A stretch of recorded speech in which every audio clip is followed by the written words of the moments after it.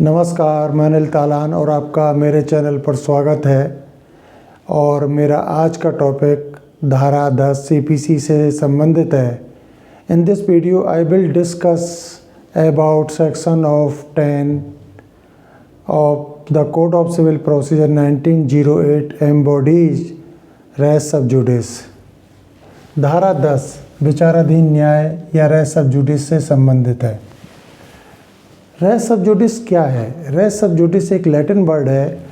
Race माने matter और litigation, सब जुडिस माने अंडर जजमेंट, निर्णयाधीन, यानी ऐसा कोई मामला जो निर्णय के अधीन है या विचाराधीन है, तो ऐसा मामला जो विचाराधीन है। अब हम धारा 10 को डिस्कस करने से पहले एक सिनॉप्सिस तैयार करते हैं, जिसमें हम सबसे पहले अपना हेडिंग जनरल लेते हैं।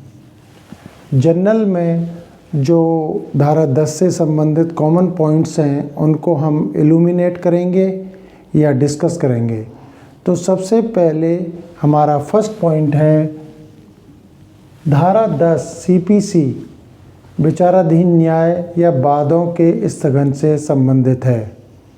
इसका पर्पज, धारा 10 का पर्पज, इसको डिस्कस करेंगे। धारा 10 का उद्देश्य है समानांतर मुकदमेबाजी को टालना अथवा रोकना तथा वादों की बहुलता को रोकना तथा परस्पर विरोधी निर्णयों की संभावना को टालना है। नेक्स्ट पॉइंट है धारा 10 आज्ञापक है। Section 10 is mandatory. Landmark judgment of section 10 is Manohar Lal बनाम सेठ हीरालाल 1962 है। इसमें धारित किया गया है कि धारा 10 आज्ञापक है। नेक्स्ट पॉइंट, धारा 10 प्रक्रियात्मक है। धारा 10 क्या है? प्रक्रियात्मक है, प्रोसीजरल है। धारा 10 मध्यवर्ती आदेश पारित करने पर निषेध आरोपित नहीं करती है। धारा 10 डज नॉट प्रोहिबिट इंटरलोक्यूटरी ऑर्डर। ये नेक्स्ट पॉइंट है। नेक्स्ट पॉइंट क्या है? धारा 10 न्यायवाद संस्थित करने पर रोक नहीं लगाती है। धारा 10 के अंतर्गत पारित आदेश पुनरीक्षण योग्य हैं। कुछ विशेष मामलों में जहां मामला धारा 10 के अंतर्गत नहीं आता है, अर्थात स्थगन आदेश पारित नहीं किया जा सकता है, वहां कोर्ट धारा 151 जो अंतर्निहित शक्तियों से संबंधित है के अंतर्गत स्थगन आदेश पारित कर सकता है। परंतु ऐसा संभव वहां नहीं है जहां सीपीसी में इस प्रयोजन हेतु स्पष्ट प्रावधान हैं। तो क्या धारा 10 के अंतर्गत पारित स्थगन आदेश की अपील की जा सकती है? नहीं। धारा 10 के अंतर्गत पारित स्थगन आदेश के विरुद्ध अपील नहीं की जा सकती है। इसके खिलाफ या इसके विरुद्ध पुनरीक्षण किया जा सकता है। धारा 10 वहाँ आकर्षित नहीं होगी जहाँ उत्तरवर्ती वाद किसी विदेशी न्यायालय में संस्थित किया गया है। ध्यान देना, यदि कोई उत्तरवर्ती वाद किसी विदेशी न्यायालय में अर्थात भारत की सीमाओं से बाहर किसी न्यायालय में संस्थित किया गया है, वहाँ धारा 10 लागू नहीं होगी। तो हमारा पहला हेडिंग जो जनरल या सामान्य था, उसमें जो कॉमन पॉइंट्स थे हमने इल्यूमिनेट किए, डिस्कस किए। अब इसके बाद हम नेक्स्ट हेडिंग पर आते हैं, जिसे कहते हैं definition of section 10 and essentials. धारा 10 की परिभाषा और इसके आवश्यक तत्व। धारा 10 की परिभाषा को आपको बियर एक्ट में पढ़ना है, लेकिन फिर भी मैं आपको बताता हूँ। धारा 10 के अनुसार कोई भी न्यायालय किसी ऐसे वाद के विचारण में जिसमें विवाद विषय मैटर इन इशू प्रत्यक्षतः और सारतः किसी पूर्वतन संस्थित वाद में भी प्रत्यक्षतः और सारतः विवाद है और जो उन्हीं पक्षकारों के बीच उसी हक के अधीन लड़ा जा रहा हो।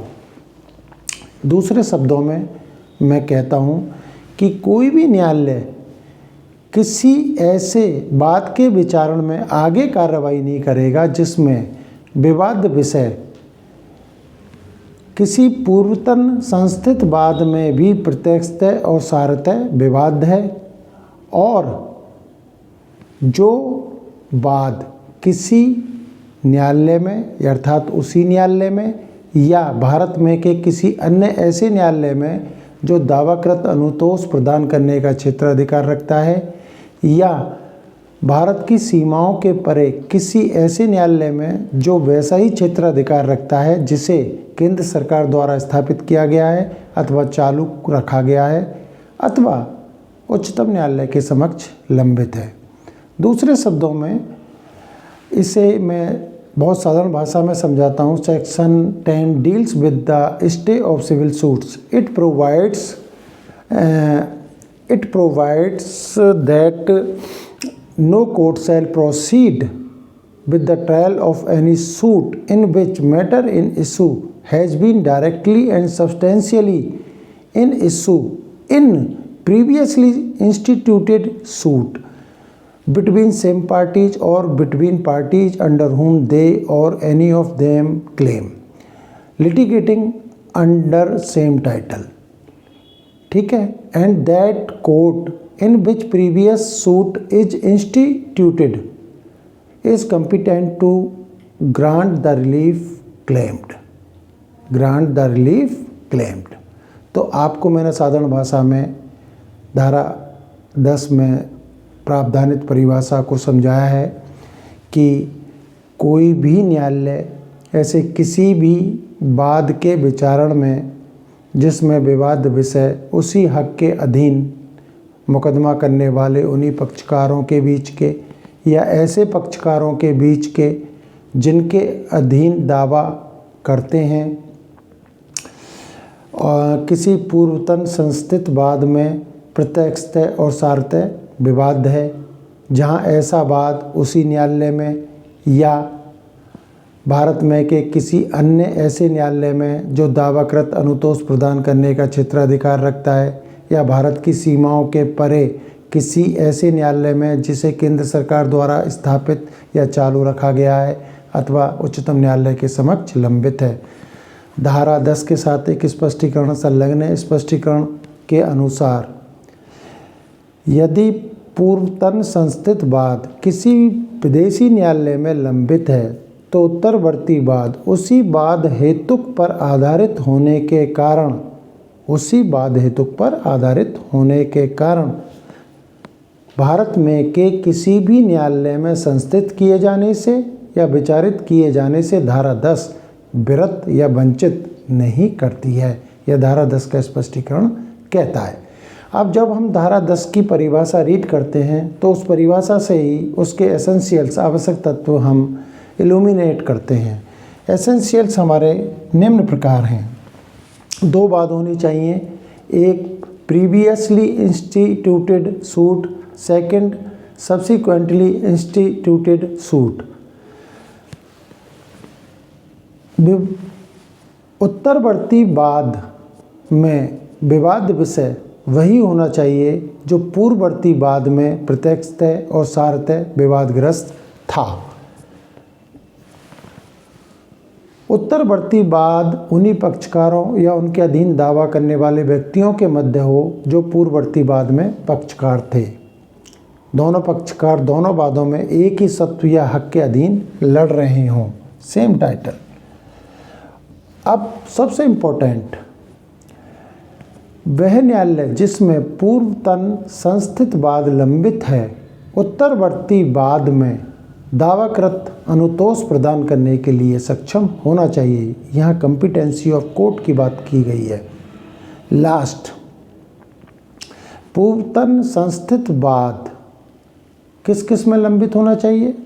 उसी न्यायालय में जिसमें उत्तरवर्ती वाद संस्थित किया गया है, या भारत में के किसी अन्य न्यायालय में, या भारत की सीमाओं के परे किसी ऐसे न्यायालय में जिसे केंद्र सरकार द्वारा स्थापित किया गया है या चालू रखा गया है, या उच्चतम न्यायालय। उपरोक्त अपेक्षाओं उपरोक्त शर्तों के संतुष्ट या पूर्ण हो जाने पर न्यायालय उत्तरवर्ती वाद का विचारण नहीं करेगा। ये हमारा कंप्लीट हुआ सेक्शन 10। अब क्या धारा 10 आज्ञापक है? यस, धारा 10 आज्ञापक है और यह इसके बारे में मनोहर लाल बनाम सेठ हीरालाल 1962 के प्रकरण में धारित किया गया था। क्या धारा 10 प्रक्रियात्मक है? यस, धारा 10 प्रक्रियात्मक है। क्या धारा 10 बेदखली के बाद पर या निष्पादन कार्रवाइयों पर लागू होती है? नहीं, धारा 10 बेदखली के बाद पर या निष्पादन कार्रवाइयों पर लागू नहीं होती है। अब अगला टॉपिक है, हेडिंग है difference between section 10 and section 11। इसको हम सबसे पहले इलस्ट्रेशन के माध्यम से समझते हैं। हम धारा 10 का इलस्ट्रेशन है, उसके माध्यम से हम धारा 10 को समझाते हैं। ए नामक प्लेंटिफ बी नामक डिफेंडेंट के खिलाफ कुछ माइनर चिल्ड्रन हैं, उनकी कस्टडी के लिए बात दायर करता है या करती है। सब्सिक्वेंटली बाद में बी ए के विरुद्ध उन्हीं बच्चों की कस्टडी के लिए बात दायर करता है। अब फॉर्मर सूट चूँकि पेंडिंग है, इसलिए सब्सिक्वेंट सूट का क्या होगा? धारा 10 क्या कहती है? धारा 10 कहती है कि उत्तरवर्ती वाद संस्थित किया जा सकता है, लेकिन उसके विचारण पर धारा 10 रोक लगाती है। अब यदि मेरी राय में ये फॉर्मर सूट डिसाइड हो चुका है, फॉर्मर सूट फाइनली डिसाइड हो चुका है, तो क्या अब ये सब्सिक्वेंट सूट का कोई महत्व रह गया है? मेरी राय में सब्सिक्वेंट सूट का विचारण नहीं होगा, क्योंकि धारा 11 के अंतर्गत रेस जुडिकेटा लागू होगा। अब हम धारा 11 के इलस्ट्रेशन के माध्यम से हम समझाते हैं धारा 11 को। ए बी के विरुद्ध संविदा भंग के लिए क्षतिपूर्ति हेतु वाद लाता है, फॉर्मर सूट। बात खारिज कर दिया गया, द सूट इज डिसमिस्ड। क्या कर दिया गया? बात खारिज कर दिया गया।